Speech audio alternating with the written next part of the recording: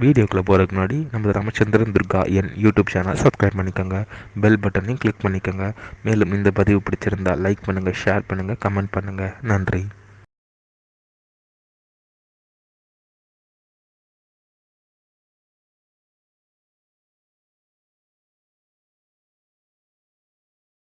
குருப்யோ நமः. ஹரி ஓம்.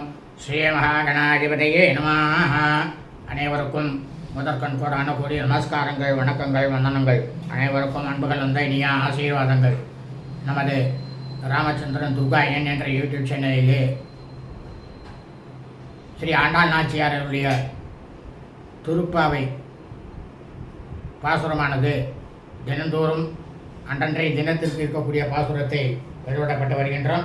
ஆகவே அனைவரும் இந்த வீடியோ பதிவினை ஆரம்பம் முதல் கடைசி வரை முழுவதுமாக தங்கள் கிரகங்களிலே ஒழிக்க வைத்து சாட்சாத் ஸ்ரீ கிருஷ்ண பரமாத்மா ஆண்டாள் நாச்சியாருடைய பரிபூர்ண கிருபா கடாட்சத்தை பெற்று தாங்களும் தங்கள் குடும்பத்தை சார்ந்தவர்களும் மிக க்ஷேமமாக இருக்க வேண்டுமாய் அன்புடன் கேட்டுக்கொள்கின்றேன்.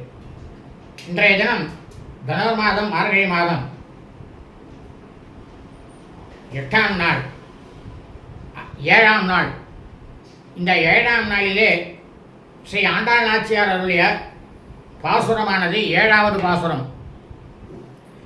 கீச்சு கீச்சென்றெங்கும் ஆணை சாத்தன் கலந்து பேசிட பேச்சராகும் கேட்டிலையோ பேய் பெண்ணே காசும் பிறப்போம் கலகலப்ப கை பேர்த்து வாசனருங்குழல் ஆட்சியர் மத்தினால் ஓசைப்படுத்த தயிரவம் கேட்டிலையோ நாயக பெண் பிள்ளாய் நாராயணன் மூர்த்தி கேசவனை பாடவும் நீ கேட்டு கிடத்தியோ தேசமுடையாய் திரவிலோரியம் பாவாய்.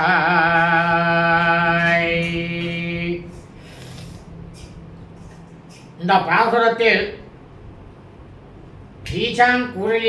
குருவியினுடைய கீச்சு கீச்சு ஒலி,